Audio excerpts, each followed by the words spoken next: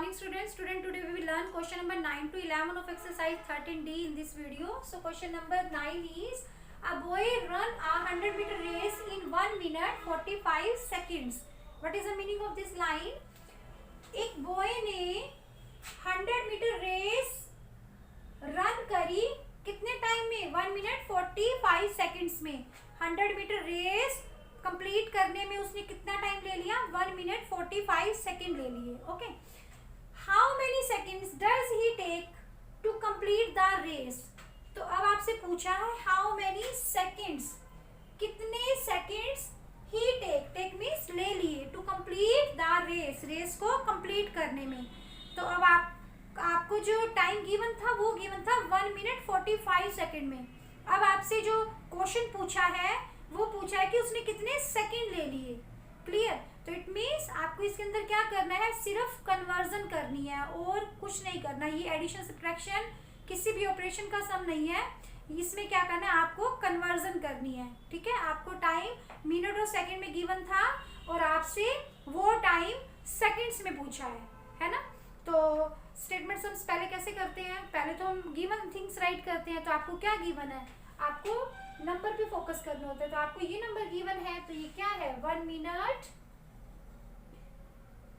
minute 45 seconds. तो ये क्या है? ये है टाइम, है ना. आप स्टेटमेंट खुद बनाएंगे. स्टेटमेंट देखनी आपको बुक में से ही होती है बट उसको प्रॉपर वे में राइट करना होता है. आपको ज़्यादा लॉन्ग नहीं बनानी होती, स्मॉल ही बनानी होती है. तो ये क्या है? टाइम है. टाइम क्या हुआ? टेकन, टाइम ले लिया गया ना.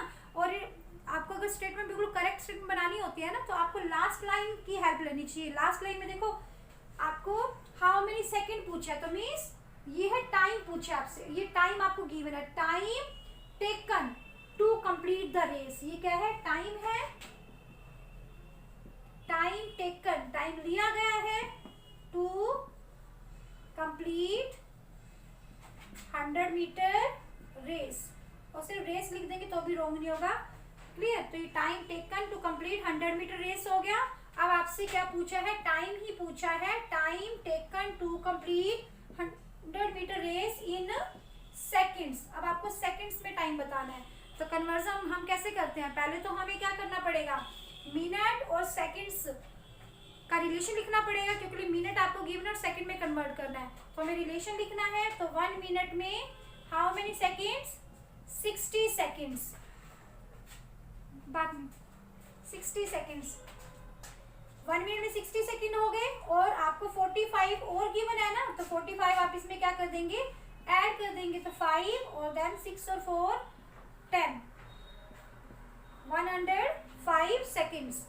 तो टाइम सेकेंड्स में कितना लिया उसने? 105 सेकेंड्स ले लिए. क्लियर हो गया? Now come to next question.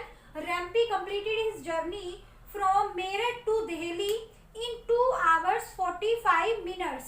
रैम्पी ने अपनी जर्नी मीन्स यात्रा, उसने अपनी यात्रा कंप्लीट करी. वो मेरठ से दिल्ली वो जा रही होगी तो मेरठ से दिल्ली जाने में उसको कितना टाइम लग गया? 2 hours 45 minutes लग गए उसको. सॉरी 35 minutes लग गए उसको. ठीक है. On his motor cycle. कहाँ पे गया था वो? मोटरसाइकिल पे बैठ के गया था मेरठ से दिल्ली तक. तो उसको इतना सारा टाइम लग गया. तो अब now what is the question for you? How much time did he take in minutes? तो अब आपसे पूछा है हाउ मच या हाउ मेनी मीन्स कितना होता है. तो कितना time he take in minutes. अब आपको बताना है कि उसने मिनट्स में कितना टाइम ले लिया. आपको जो टाइम गिवन था वो 2 hours और 35 minutes गिवन था ना. तो अब आपको जो टाइम बताना है मिनट्स में बताना है. ठीक है. तो इसमें भी क्या करना पड़ेगा आपको? ये भी कन्वर्जन से बिलोंग करता है क्वेश्चन. इसमें आपको सिर्फ कन्वर्जन करनी है. क्लियर बेटा? तो पहले आप क्या राइट करेंगे? इसमें भी गिवन थिंग राइट करेंगे. तो आपको क्या गिवन है? आपको ये टाइम गिवन है ना. ये टाइम क्या हुआ? टाइम ये भी उसने लिया है ना. 2 hours 35 minutes. तो ये क्या है? ये टाइम उसने ले लिया. टाइम टेकन, ये टाइम टेकन, टाइम लिया गया है. ठीक है. Time taken from Meerut to Delhi. ये भी लिख सकते हैं. ये टाइम क्या लिया है? टाइम टेकन टू कंप्लीट 100 किस लिए टाइम लिया गया है? To complete journey. बस मेरठ और दिल्ली लिखने की कोई नीड नहीं है, टाइम लिया गया है टू कंप्लीट जर्नी, तो जर्नी को कंप्लीट करने में इतना टाइम लिया गया है। अब आपसे क्या पूछा है? आपसे फिर से पूछा है time taken to complete journey in minutes. आपको निकालना है टाइम कितना लिया गया जर्नी को कंप्लीट करने के लिए मिनट्स में, है ना। तो ये तो ऑलरेडी मिनट है, तो आपको क्या करना है? आवर्स को मिनट में चेंज करना है। तो जब भी आवर्स को मिनट में चेंज करना है तो पहले आवर और मिनट का रिलेशन लिखना पड़ता है। आवर, 1 आवर में हाउ मेनी मिनट? 60 मिनट्स। तो 1 आवर में 60 मिनट्स होते हैं। तो जब आपको आवर से मिनट में जाना है, मीन स्मॉल यूनिट में जाना है, जब भी स्मॉल यूनिट में जाना है तो आपको रिलेशन से मल्टीप्लाई करना होता है। तो 1 आवर में 60 मिनट्स, तो 2 आवर्स में आप 60 को 2 से क्या कर देंगे? मल्टीप्लाई, तो 120 मिनट्स। तो 2 आवर्स में तो 120 मिनट्स हो गए, और साथ में 35 मिनट्स आपको पहले से गिवन है। तो टोटल कितना मिनट्स में उसने टाइम ले लिया? यू विल ऐड बोथ, आप इन दोनों को ऐड कर देंगे तो आपका आंसर आ जाएगा।